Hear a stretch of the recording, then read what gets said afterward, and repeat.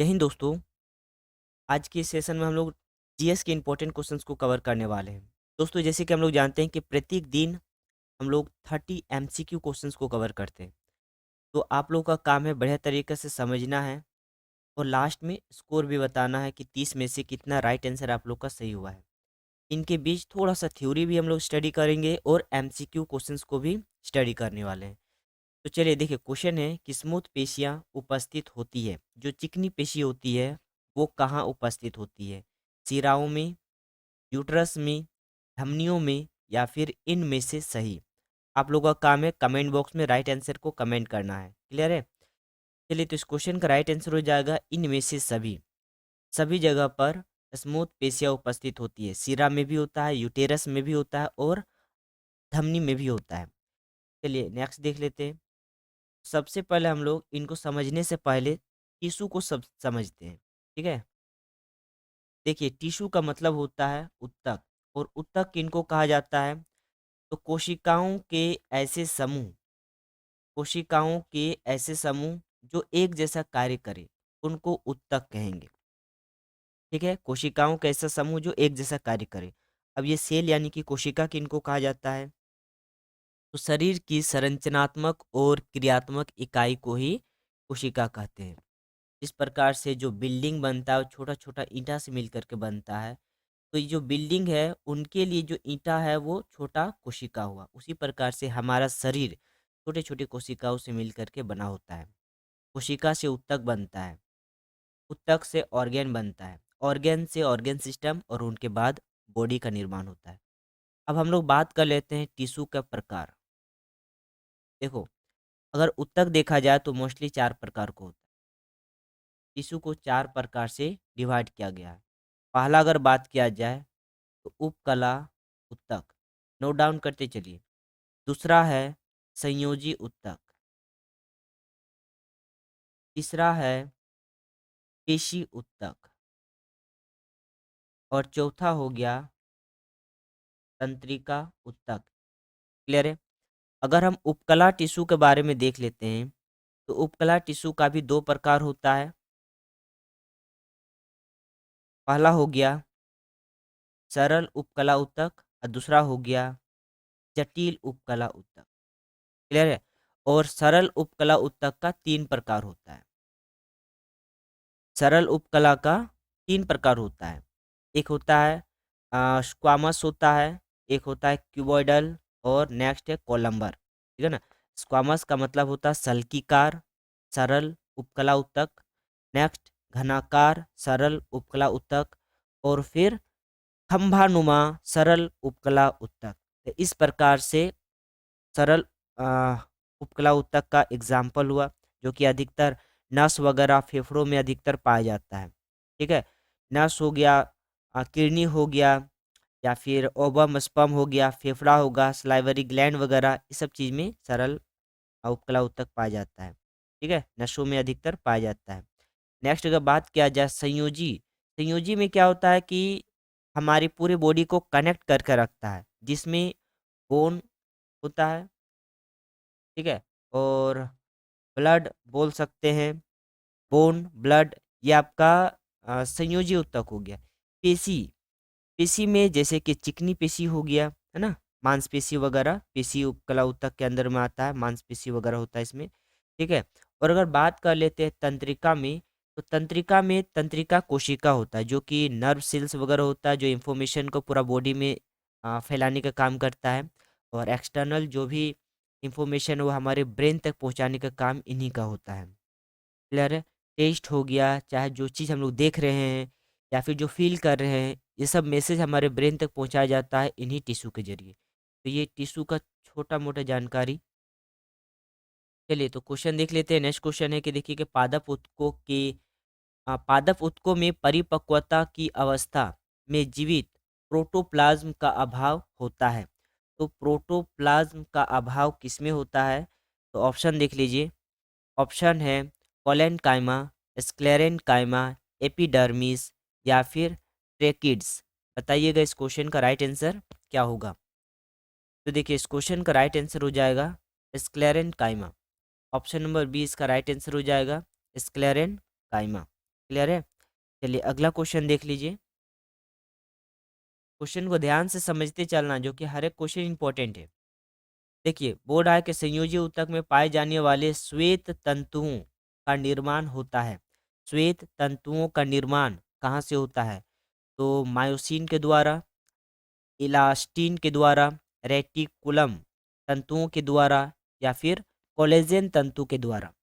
तो बताइएगा इसको राइट आंसर क्या होगा। देखिए, संयोजी ऊतक जिसमें ब्लड वगैरह होता है और बोन होता है, इसमें जो सफ़ेद तंतु होता है वो आपका कोलेजन तंतु के द्वारा उत्पन्न होता है। क्लियर है? कोलेजन तंतु के द्वारा होता है, जिनको एक्चुअल में टेंडेंट और लिगामेंट भी कहा जाता है। अगला क्वेश्चन देखिए, टेंडेंट के द्वारा आपस में जुड़ा होता है। देखिए, अगर हम बात कर लेते हैं लिगामेंट, लिगामेंट क्या करता है? तो पेशी को हड्डी से जोड़ने का काम करता है। और जो टेंडेंट होता है वो बोन को बोन से जोड़ने का काम करता है। तो एक अस्थि को दूसरी अस्थि से जोड़ने का काम करता है टेंडेंट। और लिगामेंट क्या करता है? पेशी को, मतलब मांसपेशी को हड्डियों से जोड़ने का काम करता है लिगामेंट। तो ये लिगामेंट और टेंडेंट याद रखिएगा, इंपॉर्टेंट है। अगला क्वेश्चन देखिए कि एरिओलार ऊतक मौजूद होते हैं। एरिओलार ऊतक किसमें मौजूद होते हैं? अस्थि ऊतकों के बीच, तंत्रिका ऊतकों के बीच, संयोजी ऊतकों के बीच, या फिर पेशी ऊतकों के बीच। इंपॉर्टेंट क्वेश्चन है। तो देखिए, इसका राइट आंसर हो जाएगा संयोजी ऊतकों के बीच, यानी कि ऑप्शन नंबर सी इसका राइट आंसर हो जाएगा। अगला क्वेश्चन देखिएगा कि फ्लोएम का कार्य क्या होता है। तो देखिए, जो कॉम्प्लेक्स टिश्यू होता है इनका दो पार्ट होता है। प्लांट में जो कॉम्प्लेक्स टिश्यू होता है उनका दो पार्ट होता है, एक होता है जाइलम, एक होता है फ्लोएम। जाइलम का काम होता है कि जड़ से पत्तियों तक मिनरल्स और वाटर को पहुंचाना, और फ्लोएम का काम होता है कि भोजन, पत्तियों जो भोजन बनाता है स्टार्च के फॉर्म में, उस भोजन को पूरे बॉडी में फैलाने का काम होता है फ्लोएम। तो फ्लोएम का काम क्या होता है? भोजन का संवहन करना। देखिए, ऑप्शन नंबर 20 का राइट आंसर हो जाएगा। और जल का संवहन करना जाइलम का काम होता है। भोजन का संवहन करना फ्लोएम का काम होता है। पौधों को सहारा कौन देता है? तो तना। ठीक है, प्रकाश संश्लेषण जिनके द्वारा पेड़ पौधा अपना भोजन बनाता है, उस प्रोसेस को कहा जाता है फोटोसिंथेसिस। क्लियर है? और इन्हीं के कारण पेड़ पौधा को स्वपोषी भी कहा जाता है। अगला क्वेश्चन देखिए कि रेखित पेशियां उपस्थित होती है। रेखित पेशियां कहाँ कहाँ उपस्थित होती है? हाथों में, गर्दन में, पैरों में, या फिर इनमें से सभी। तो देखिए, इस क्वेश्चन का राइट आंसर हो जाएगा इनमें से सभी। रेखित पेशियां उपस्थित होती है इनमें से सभी। इस क्वेश्चन का राइट आंसर हो जाएगा इनमें से सभी। अगला क्वेश्चन देखिए, ब्रश बार्डर एपिथेलियम पाए जाते हैं। ब्रश बार्डर एपिथेलियम कहाँ उपस्थित होता है? तो फेलोवियन ट्यूब में, अमाशय में, छोटी आंत में, या फिर इनमें से कोई नहीं। फेलोवियन ट्यूब जो कि जो कि फीमेल बॉडी में पाया जाता है। अमाशय जो कि पेट होता है, जो कि एससीएल, जिसके अंदर में एससीएल पाया जाता है, रेनिन और पेप्सिन पाया जाता है। तो यहाँ क्वेश्चन है कि एपिथेलियम टिश्यू कहाँ पर पाया जाता है। देखिए, अगर एपिथेलियम के बारे में बात कर लेते हैं तो ये आपका छोटी आंत में पाया जाता है। ठीक है, चिकनी सतहों को बनाने में एपिथेलियम टिश्यू का यूज होता है। तो चिकनी सतह आंत में होता है, तो छोटी आंत इस क्वेश्चन का राइट आंसर हो जाएगा, एपिथेलियम टिश्यू। अगला क्वेश्चन देखिए, नेक्स्ट क्वेश्चन है, एक लंबी अस्थि के सिरे दूसरी अस्थि से जुड़े होते हैं, तो किनके जरिए? अस्थि को अस्थि से जोड़ता है। तो ये इसका राइट आंसर क्या होना चाहिए? आप लोग कमेंट कीजिएगा। कार्टिलेज के द्वारा, लिगामेंट के द्वारा, टेंडेंट के द्वारा, या फिर संयोजी ऊतक के द्वारा। बोन को बोन से जोड़ता है लिगामेंट। ठीक है, और जो टेंडेंट है, ठीक है ना, ये क्या करता है? टेंडेंट जो है वो पेशी को बोन से जोड़ता है। इस चीज को याद रखिएगा। अगला क्वेश्चन देखिए, जीव विज्ञान की शाखा जिसमें प्राणियों की पहचान, नाम पद्धति और वर्गीकरण का अध्ययन किया जाता है कहलाती है। क्वेश्चन यहाँ है कि जीव विज्ञान की शाखा जिसमें प्राणियों की पहचान, नाम पद्धति और वर्गीकरण का अध्ययन कहलाता है, उनको क्या कहेंगे? तो फाइटो जियोग्राफी, मार्फोलॉजी, या फिर एकालॉजी, या टैक्सोनॉमी। तो बताइएगा इस क्वेश्चन का राइट आंसर क्या होगा। देखिए इसका राइट आंसर हो जाएगा टैक्सोनॉमी, जिसमें नाम पद्धति के बारे में बताया जाता है। देखिए अगर वर्गीकरण के बारे में देख लेते हैं, तो वर्गीकरण का मतलब होता है अ, जीवों को काल खंडों में बांटना।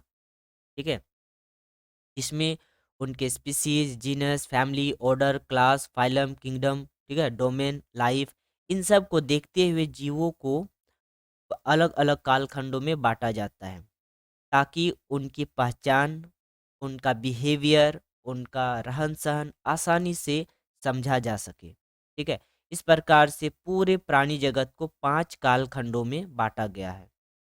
ठीक है, इसमें से पहला होता है मोनेरा, प्रोटिस्टा, तीसरा है फंगी, ठीक है, चौथा हो गया प्लांटी, और पांचवा हो गया एनिमेलिया। ठीक है, चौथा हो गया प्लांटी। तो इस प्रकार से 5 भागों में बांटा गया पूरे प्राणी जगत को। मोनेरा, प्रोटिस्टा, फंगी जिसको फंजाई भी कहा जाता है, प्लांटी और फिर एनिमेलिया। मोनेरा सबसे अ, छोटे जीवों को रखा गया है, बैक्टीरिया वायरस को। प्रोटिस्टा उनसे बड़े जीवों को रखा गया है, जो सिंगल सेल एनिमल होता है। ठीक है, फंगस में जितनी भी काई वगैरह, कवक वगैरह है, red fungus, blue blue green algae वगैरह को रखा गया इसमें। प्लांटी में प्लांट कैटेगरी जितना भी है, thallophyta, bryophyta, pteridophyta, gymnosperm, angiosperm, इन सबको रखा गया। और अगर एनिमेलिया के बारे में देख लेते हैं, तो इनको भी 2 भागों में बांटा गया। पहला है वर्टिब्रेटा और दूसरा है इनवर्टिब्रेटा। वर्टिब्रेटा का मतलब होता है जिसके पास रीढ़ की हड्डी पाया जाता है, और इनवर्टिब्रेटा जिसके पास रीढ़ की हड्डी नहीं पाया जाता। तो इस प्रकार से पूरे प्राणी जगत को 5 खंडों में विभाजित किया गया, ताकि उनको बढ़िया तरीका से समझा जा सके। तो इस क्वेश्चन का राइट आंसर क्या हो जाएगा? टैक्सोनॉमी। चलिए अगला क्वेश्चन देख लेते हैं। देखिए नेक्स्ट क्वेश्चन आप लोग के सामने कि टैक्सोनॉमी के जनक किसे कहा गया है। टैक्सोनॉमी के जनक किनको कहा गया है? लाइनियस को, क्रिक को, डार्विन को, या फिर मेंडल को। तो लीनियस, देखिए इसका राइट आंसर हो जाएगा मेंडल। टैक्सोनॉमी के जनक किनको कहा गया है? तो मेंडल इस क्वेश्चन का राइट आंसर हो जाएगा। नेक्स्ट क्वेश्चन देखिए, वर्गीकरण का मूल इकाई क्या है? स्पीसीज, वैरायटी, फैमिली, या फिर जीनस। देखिए यहाँ पर है, पहले किंगडम आता है, फिर phylum, class, order, family, genus, और लास्ट में आता है स्पीसीज। इसका राइट आंसर क्या हो जाएगा? स्पीसीज। ये क्या है? मूल इकाई है स्पीसीज। क्लियर है? और यहाँ पर देखिए जो कि कंप्लीटली बांटा गया है, प्रोटिस्टा, ठीक है, फिर पोरीफेरा, सिलेंट्रीटा, ये आपका जितना भी है ना, ये जीवों को बांटा गया इस प्रकार से। ठीक है, जो कि इनवर्टिब्रेटा के अंदर में होता है। इनवर्टिब्रेटा किस प्रकार से बांटा गया है?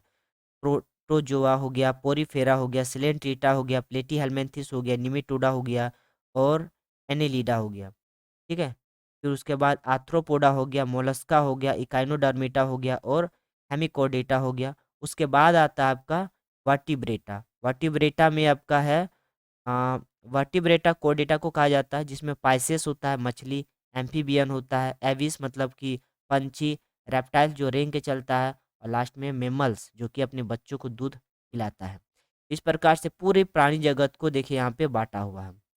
प्रोटोजोआ के अंदर में अमोeba वगैरह आता है, पोरीफेरा के जगह पर स्पंज वगैरह आता है, सिलेंट्रेटा के जगह पर, सिलेंट्रेटा के एग्जाम्पल है ये सब, हाइड्रा आता है, प्लेटीहेल्मिन्थस में प्लेनेरिया वगैरह आता है, निमेटोडा निमेटोड्स आता है, एनिलिडा में अर्थवर्म वगैरह, केचुआ वगैरह आता है, आर्थ्रोपोडा मतलब कीड़ा वगैरह। देखिए ईटी आर्थ्रोपोडा के अंदर में आता है। आर्थ्रोपोडा का पहचान क्या है? 6 जोड़ा लेग होता है इसमें। ठीक है, सॉरी 6 जोड़ा नहीं, 3 जोड़ा लेग होता है, और काउंट कीजिएगा तो 6 गो पैर होता है इंसेक्ट का।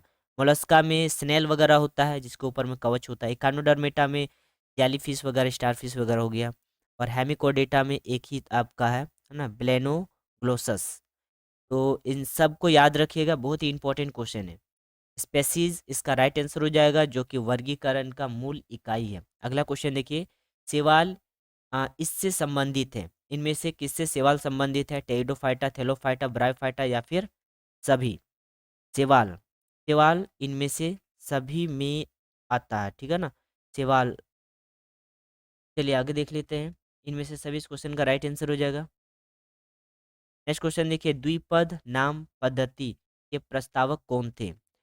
कैरोलस, लिनियस, जॉन रे, ए पी एकेंडोले या फिर ए एल डिजू डिजूलियन? देखिए इसका राइट आंसर हो जाएगा लाइनिस, ठीक है, कैरोलस लीनियस इसका राइट आंसर होना चाहिए, कैरोलस लीनियस। ठीक है, यहाँ पे लाइनिस लिखा है, इसका राइट नेम हो गया कैरोलस लीनियस। द्विनाम पद्धति इन्होंने ही दिया था। जैसे कि मनुष्य, तो मनुष्य का साइंटिफिक नेम क्या होता है? होमो चेपियंस। तो होमो और सेपियंस दो नाम से बना हुआ है मनुष्य का साइंटिफिक नेम। ये नाम दिया हुआ है कैरोलस लीनियस के द्वारा। क्लियर है? इसी प्रकार से जैसे कि मोर, मोर का साइंटिफिक नेम हो गया पावोक्रिस्टेटस। क्लियर है? तो इस प्रकार से आप लोग को मैक्सिमम 20 से 25 नाम याद रखिएगा, जो कि बहुत ज़्यादा इंपॉर्टेंट है। जैसे कि धान का साइंटिफिक नेम हो गया, टाइगर का साइंटिफिक नेम हो गया, है ना, पैंथरा टाइग्रिस होता है, शेर का पैंथरा लियो होता है, फैमिलिस डोमेस्टिका जो कि कुत्ता का है, ठीक है, पावोक्रिस्टेटस जो कि मोर का है। तो साइंटिफिक नेम इंपॉर्टेंट है, याद रखिएगा। अगला क्वेश्चन देखिए कि शैवाल कोशिकाओं में संचित भोजन होता है, शैवाल कोशिकाओं में किस फॉर्म में भोजन संचित होता है? स्टार्च के फॉर्म में, ग्लाइकोजन के फॉर्म में, ग्लाइकोजन और फैट के फॉर्म में या फिर फैट के फॉर्म में? तो जैसे कि हम लोग जानते हैं कि जो पेड़ पौधा होता है उसमें स्टार्च के फॉर्म में भोजन स्टोर होता है, और ये भोजन बनता किस प्रोसेस से? फोटोसिंथेसिस के प्रोसेस। अगला क्वेश्चन देखिए कि आइकेन, आइकेन का एल्गन सहयोगी कहलाता है, क्या कहलाता है? माइकोवा यांट या फिर फाइकोवायाट, उपयुक्त दोनों या इनमें से कोई नहीं? तो देखिए इस क्वेश्चन का राइट आंसर होना चाहिए ऑप्शन नंबर बी, यानी कि फाइकोबायाट। ठीक है, फाइकोबायाट इसका राइट आंसर हो जाएगा। नेक्स्ट वन देखिए कि टेरिडोफाइटस कह सकते हैं, टेरिडोफाइटस। देखिए टेरिडोफाइटस में जितनी भी पौधा होता है सब डेकोरेशन के काम में यूज किया जाता है। क्लियर है? तो ये समुद्री पौधे हैं या अश्वपुच्छ है, क्लब माशेक है या फिर फर्न? तो बताइएगा इसका राइट आंसर क्या हो जाएगा। देखिए एक प्रकार का फर्न होता है, टेरिडोफाइटस में क्या होता है? फर्न। क्लियर है? अगला क्वेश्चन देखिए कि जिम्नोस्पर्म इसके द्वारा अभिलक्षणित होते हैं। तो देखिए प्लांट जो होता है उनको भी लगभग 5 या 6 प्रकार से बांटा गया है। पहला है थैलोफाइटा, ब्रायोफाइटा, टेरिडोफाइटा, जिम्नोस्पर्म और फिर एंजियोस्पर्म। तो अगर जिम्नोस्पर्म देखा जाए तो इनमें जो फल होता है उसके ऊपर में कोई कोटिंग नहीं होता है, ठीक है। और दूसरा बात है कि इनका कोई भी फूल नहीं होता है, जिम्नोस्पर्म में फूल नहीं होता है बट फल होता है, और फल के ऊपर में कवर नहीं होता है। एंजियोस्पर्म में फूल होता है और फूल के ऊपर में कम्प्लीटली कवर होता है, जैसे कि आम। ठीक है, ये एंजियोस्पर्म का एग्जाम्पल है। और पाइनस साइकस देखा जाए तो वो हो गया आपका जिम्नोस्पर्म का एग्जाम्पल। तो यहाँ पर है कि जिम्नोस्पर्म इसके द्वारा अभिलक्षणित होते हैं। क्या होता है? पंखमय बीज होते हैं, अचल नर गैमिट होते हैं, नग्न बीज होते हैं या फिर वास्तविक फल होते हैं? तो इसका राइट आंसर क्या हो गया? नग्न बीज होता है, यानी बीज के ऊपर कोई भी कोटोन नहीं होता है। इसका राइट आंसर हो जाएगा। अगला क्वेश्चन देखिए कि न्यूमैटिक अवस्थियाँ सॉरी न्यूमैटिक अस्थियाँ किसमें पाई जाती है? व्हेल में, सर्प में, मोर में या फिर डॉल्फिन में? तो न्यूमैटिक अस्थियाँ पाई जाती है मोर में, याद रखिएगा। अब मोर का साइंटिफिक नेम क्या है? पाउक्रिटेटस, पाउक्रिस्टेटस। अगला क्वेश्चन देखिए, बंदर को निम्नलिखित में से किस संघ में रखा गया है? तो हम लोग जानते हैं कि बंदर जो अपनी बेबी को दूध पिलाता है, तो इसीलिए इनको मैमल्स कैटेगरी में रखा गया है। रेप्टाइल्स बोला जाता है जो रेंग करके चलता है, जैसे कि क्रोकोडाइल, जैसे कि कछुआ, स्नेक, ये सब रेप्टाइल कैटेगरी में हो गया। ठीक है, चलिए अगला क्वेश्चन देखिएगा। नेक्स्ट क्वेश्चन आप लोग के सामने है कि कपास मांस के नाम से निम्नलिखित में से किसको जाना जाता है? कपास मांस, ये एक्चुअल में कपास नहीं है, ठीक है ना, कपास मांस किसी किसी और को कहेंगे। क्वेश्चन देखिए, ऑप्शन है रिक्शिया, स्फेगमन को, मार्केंसिया को, या फिर फर्न को। तो देखिए इसका राइट आंसर हो गया स्फेगमन। स्फेगमन को ही कपास मांस के नाम से जाना जाता है। अगला क्वेश्चन देखिएगा कि निम्नलिखित वर्गों में से किस में जंतुओं की संख्या सबसे अधिक होती है? ठीक है, किस वर्ग में जंतुओं की संख्या सबसे अधिक होती है? तो मैमल्स का, रेप्टिलिया का, इंसेक्टा का, इंसेक्ट जिसको कहेंगे, या फिर पाइसेस। पाइसेस का मतलब होता है मछली। इंसेक्टा आर्थ्रोपोडा को कहा जाता है, जिसका पैर आपस में जुड़ा होता है, जो कि एग्जाम्पल दिए थे एंट, टीटी। रेप्टिलिया ये है, ठीक है, छिपकली। और मैमल्स जैसे कि बंदर, जानवर, मनुष्य। तो देखिए सबसे ज़्यादा इंसेक्ट कैटेगरी यानी कि आर्थ्रोपोडा कैटेगरी, आर्थ्रोपोडा संघ का जीव सबसे ज़्यादा होता है। तो याद रखिएगा ऑप्शन नंबर सी इसका राइट आंसर हो जाएगा। देखिए अंडा देने वाली स्तनधारी निम्न में से कौन है? इनमें से कौन अ, अंडा देने वाली स्तनधारी है, स्तनधारी होते हुए अंडा देती है? तो प्लेटिपस हो गया, मनुष्य, बाघ, या फिर व्हेल। इसका राइट आंसर हो जाएगा प्लेटिपस। प्लेटिपस एक ऐसा स्तनधारी है जो बच्चा ना दे करके अंडा देती है। क्लियर है? नेक्स्ट वन देखिएगा। अगला क्वेश्चन है निम्नलिखित में से कौन एम्फीबियन जंतु है? एम्फीबियन उभयचर को कहा जाता है जो जल और थल दोनों में रह सकता है। तो मेंढक, बगुला, छिपकली, या फिर घोड़ा। तो इसका राइट आंसर क्या हो जाएगा? मेंढक। देखिए मेंढक अगर देखा जाए तो ये अगर स्थल में रहता है तो फेफड़ा से सांस लेता है। हाइबरनेशन के कंडीशन में ये स्किन से सांस लेता है। जब पानी के अंदर रहता है तो गिल से सांस लेता है, गलफड़ा से, ठीक है ना। गिल इनके पास नहीं होता, गलफड़ा होता है। तीन तरीकों से यह सांस ले सकता है और ये एक प्रकार का एम्फीबियन प्राणी है। निम्नलिखित में से कौन एम्फीबियन वनस्पति है? ठीक है, तो देखिए ऑप्शन आप लोगों के सामने है रिक्सिया, आम, साइकस, या फिर फर्न। वनस्पति जो कि एम्फीबियन है, इसका राइट आंसर हो जाएगा रिक्सिया। रिक्सिया वनस्पति जो कि एम्फीबियन है, यानी कि जल और थल दोनों में रह सकता है। अगला क्वेश्चन देखिए, विटामिन शब्द का प्रयोग सर्वप्रथम किस वैज्ञानिक ने किया था? तो फंक ने, ल्यूवेनहुक ने, आल्टमान ने, या फिर सी बेंटा ने। तो देखिए फंक नाम का वैज्ञानिक जिन्होंने सबसे पहले विटामिन शब्द का प्रयोग किया था। अगर विटामिन देखा जाए तो दो प्रकार को होता है, एक होता है वाटर सोल्यूबल और दूसरा होता है फैट सोल्यूबल। तो वाटर सोल्यूबल में याद रखिएगा बी और सी, ये वाटर सोल्यूबल विटामिन है। और फैट सोल्यूबल से याद रखिएगा के, ई, डी, ए। विटामिन के, विटामिन ई, विटामिन डी और विटामिन ए, ये फैट सोल्यूबल विटामिन है। और इसका राइट आंसर क्या हो जाएगा? पंख। नेक्स्ट वन देखिएगा, निम्न में से कौन सा विटामिन फैट में घुलनशील नहीं है? तो फैट में घुलनशील नहीं है वो विटामिन बी और विटामिन सी। यहाँ पे विटामिन बी है तो इसका राइट आंसर हो जाएगा विटामिन बी। देखिए विटामिन ए का साइंटिफिक नेम रेटिनॉल, जो रतुंधी नामक बीमारी होता है जो हमारे आंखों को डैमेज करता है। और ऑरेंज कलर का जितने भी फल या सब्जी है जिसमें विटामिन ए अधिकतर पाया जाता है, मुख्य स्रोत जिसमें से पपाया, कैरोट इनको बोल सकते हैं, जो कि विटामिन ए का रिच सोर्स है। ठीक है, मछली का ऑयल वगैरह भी है। विटामिन बी से बेरी बेरी नामक रोग होता है। एक्चुअल में विटामिन बी नहीं होता, विटामिन बी कॉम्प्लेक्स होता है, क्योंकि विटामिन बी के अंदर में भी बहुत सारे विटामिन होता है, जैसे vitamin B 1, B 2, B 3, B 5, B 7 ऐसे करके होता है, बी 9, बी 12। ठीक है, विटामिन के जी को ब्यूटी विटामिन कहा जाता है, और विटामिन ई को ब्यूटी, देखिए विटामिन ई को ब्यूटी विटामिन कहा जाता है, और विटामिन के जो कि रक्त का थक्का जमाने में काम आता है। तो चलिए नेक्स्ट क्वेश्चन देख लेते हैं। अगला क्वेश्चन देखिए कि दूध में उपस्थित शर्करा ग्लूकोज होता है, माल्टोज होता है, लैक्टोज होता है, या फिर फ्रक्टोज होता है? बताइएगा इसका राइट आंसर क्या हो जाएगा। दूध में उपस्थित शर्करा को, शुगर को लैक्टोज कहा जाता है, याद रखिएगा। और रेनिन नाम का एंजाइम जो कि लैक्टोज को पाचन करता है। चलिए अगला क्वेश्चन देखिएगा। नेक्स्ट वन है कि पेलेग्रा बीमारी का नाम है ये किसकी कमी के कारण होता है? पेलेग्रा किनकी कमी के कारण होता है? इंपॉर्टेंट क्वेश्चन है। थायमीन के कारण, स्कारबिक अम्ल के कारण, नियासिन के कारण, या फिर कैल्सीफेरॉल के कारण। ये एक्चुअल में विटामिन डी होता है, कैल्सीफेरॉल।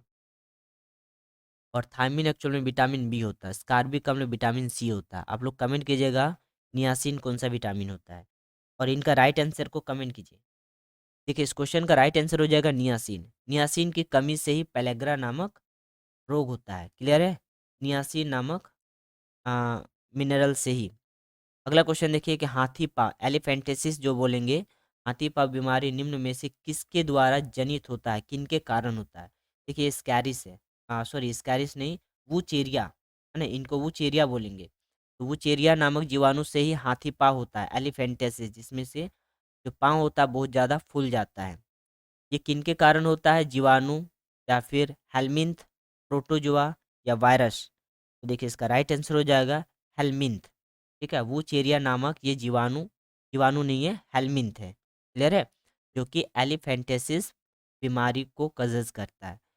तो चलिए दोस्तों, मिलते हैं नेक्स्ट क्लास। Thank you.